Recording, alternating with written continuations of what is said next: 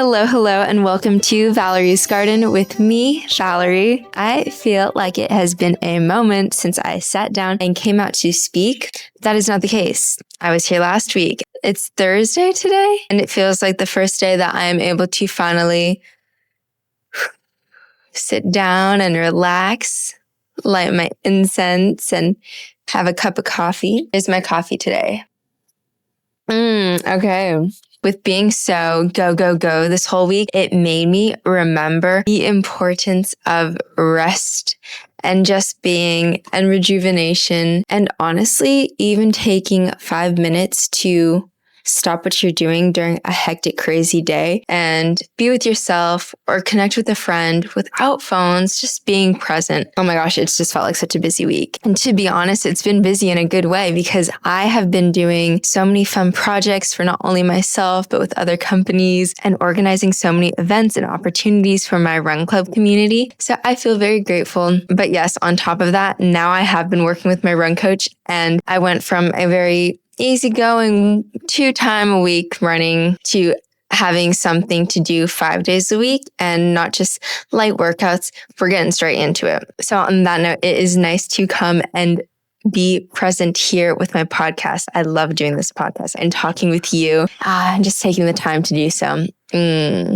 My podcast is a very intuitive-based podcast. What is alive for me, what is real, is what I love to sit down and share with you about. And not just things that are applicable in my life, but sharing things that I believe are also valuable for you. So when it comes to choosing topics that I want to speak about and share, I have this master list of ideas that I can get into, but what I feel resonates the most for me and what I have the easiest time speaking about when I come on camera are the things that are the most alive and present in my life at the time of filming. I was reflecting on how all of my best ideas never, not once, they have never come from overthinking, forcing an idea out, putting so much pressure on myself, having all of this mental weight and crowdedness inside of me to try to make something good come out.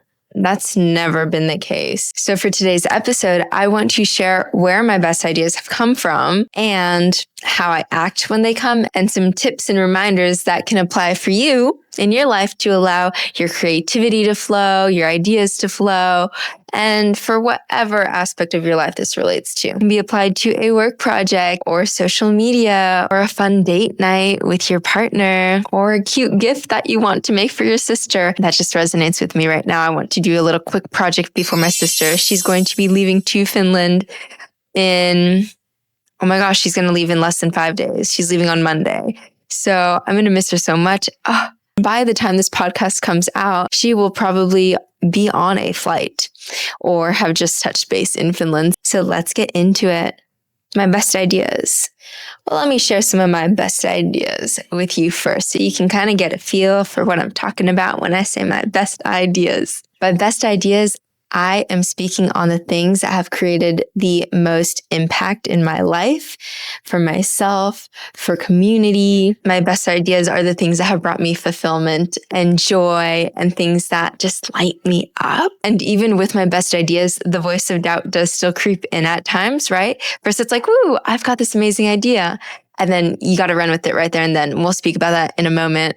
But it'll be like, woo, this is a great idea. And then the more you sit with it, the more that voice being like, I don't know, comes in. So even with a great idea, it doesn't mean there's not going to be that other voice speaking to you, right? But my best ideas, when I've taken action on them, those are the ones where I start to recognize the pattern now. And it's like, okay, this is going to be a good one. Being even more specific on what I mean.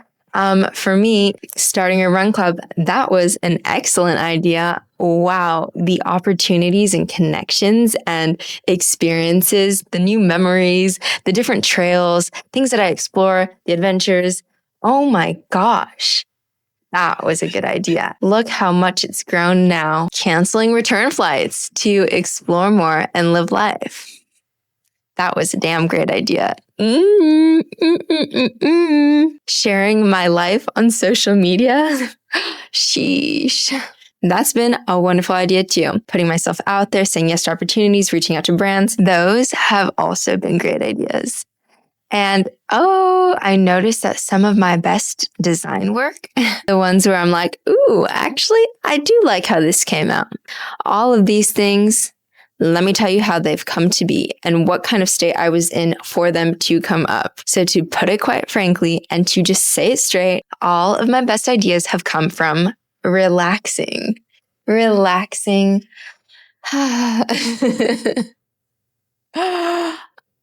Unclenching my jaw, dropping my shoulders, taking a deep breath, closing my eyes. Because when I am relaxed, there is space. It is basically a statement and a prayer to God that says, I am open and available. Use me as a vessel for these ideas to come through. And this happens when I'm going for a walk. When I'm going for a walk and I'm not thinking about something. But let's just say when I'm just going for a walk with this guy right here. With this guy right here. When I'm taking a shower. When I intentionally just choose to breathe, sit in a meditation, and in a meditation where I can feel when I'm more open. I can feel when my mind is cleared. My best ideas have also come from my life experiences and observing myself, observing others, observing the nature of life. They've come from being still and present and allowing and remembering the truth being that all is okay. Everything is going to work out. Life is beautiful. And when I am able to remember love. And that part might sound crazy. This remembering part might sound crazy. But the more I remember these things, the more I'm able to relax and ideas flow. And in general, a lot of my ideas do come from wanting to pour more love into the world and to serve others and to just have a great time here on earth. A lot of my best ideas also come from when I'm having fun because I'm in the state that I want others to experience life in and realize that it's safe to be in that kind of state. Then I get ideas like, wow, I want to share more on this topic and create an experience for my run club. Let's all go camping, whatever it is. Wow. Okay. You catching my drift? The biggest thing with this is I have never gotten my best ideas from overthinking and forcing something to come out of me. Always come through relaxing, being present in life and my life experiences, and having fun. I am going to pause and also just kind of mention that some of my ideas have also come from what I've learned through the hardships in my life, as in wanting to create healing spaces and safe spaces and places where people can be seen. So there is that component too, but we can also put that into the category of life experiences. My greatest ideas have also never come from outsourcing my creativity to AI. I feel like that is important and relevant to bring up, especially in today's day and age where AI is so prevalent and brands and companies and everyone's just trying to push out content and whatever it is they're trying to do. So many people are outsourcing their ideas and their creativity to AI. And don't get me wrong, I don't think AI is a bad thing. I think it can be used as a tool. To be honest, I've even used it to get some kind of feedback from this intelligence, we can say. But even then, I really do love when something comes from me, when my art, my words, my visions, I want to say what I birth into the world, the projects that I bring to life. I really do love when it comes from me and my heart and my soul. And there is no judgment if you are someone who uses AI. It is just worthwhile to mention that your creativity is a muscle. The more that you do use it, the more ideas come, and the more that you outsource your creativity and your authentic expression and ideas to a system, a robot, a computer, that form of intelligence, the more your creativity muscle weakens and shrinks. There's almost this disconnect between you and your work. There's something so beautiful about work and art having an element of soul. At least I feel that way. That's okay if you disagree. Honestly, actually, that's right. It's okay if you disagree. So here's some advice from me to you on allowing your best ideas to come to life. As I already mentioned, relaxing and having fun. Okay, so perfect. You're in that state, and let's say an idea comes up, this spark, this whoa, this idea that feels so true and so right and so aligned, and you're so excited about it, and you're certain that this is an idea that you want to take action on. Perfect, perfect, perfect, perfect. Use this potent energy, use all of that excitement, that feeling that rushed through you when you got the idea. Take action when you are in that energy. And when I started to recognize this and practice it, once again, I found truth in that. For example, with my run club, I got the idea that I wanted to bring forth an opportunity for athletes to have a recovery day and do ice baths. My idea was ice baths. I felt so excited. I was like, I want to make this happen for my runners. We work hard. Trail running's tough. It's hot. It's LA. So I did some quick research. I found a recovery location not too far away. And I wanted to ask if maybe they do like these inflatable ice baths and if they could bring them out to the trails. And for me, when I reach out to brands, I do believe in showing my more human side. I'm not going to make it sound all professional and we would this and that. Of course, I'm going to be respectful, but I also want to share me, the person behind the brand. I let the owner know I was very excited. I had this idea. I would love to work with them. And I got a response and he was so in for it. He was so down. And not only did he say we can do ice baths, but he also said, why don't you have your crew come to our location? We can do the sauna. We can do the ice baths. We can do compression sleeves and we'll have a live DJ and we'll provide matcha and coffee. I was like, oh my gosh, this is absolutely incredible. Yes, please. And thank you so much. I was just so excited. I was living in this energy of like, wow, like this is what happens when you take action on these ideas, when you're in this energy. And when I share this idea with someone close to me, I got a quick reality check, like, whoa, wait. Maybe see if they're looking for some compensation or whatever it is. And then I was like, whoa, okay. So I found out and checked. And what I discovered was no, they wanted to share this with our community.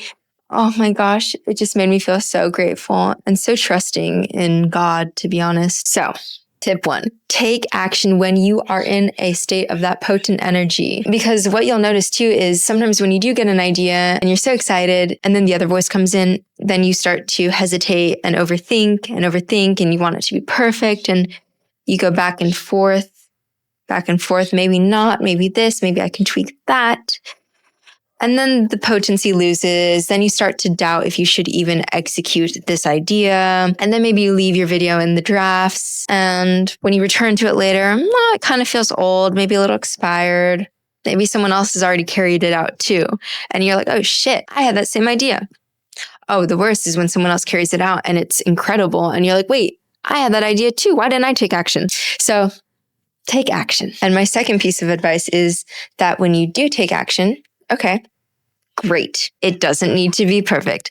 Let it be a little bit messy. It does not need to be perfect. Just get it out there. I have a whole podcast episode on this, but basically just get it out there and then you can evolve and tinker with the aesthetic and then it can take form in the way that you most desire for it to be. But it's okay if it's not 110% the way you want it to be when you first get it out there. And I am speaking on this heavily from experience. It's kind of like when you're writing and let's say you're in high school writing an essay, or maybe you're a writer now. That's so cool. By the way, you're trying to think, how do I start? And you think. And we've always heard the advice of just like, no, just start typing something, just start typing anything. And then you'll enter a flow. But if you are just keeping yourself stuck and not writing anything, because you're like, what's the perfect thing to say?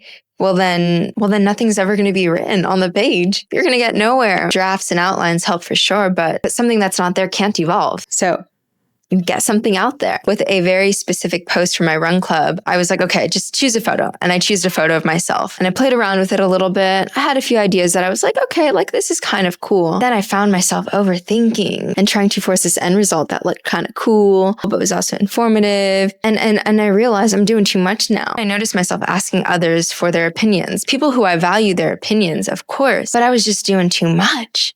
So I took a pause.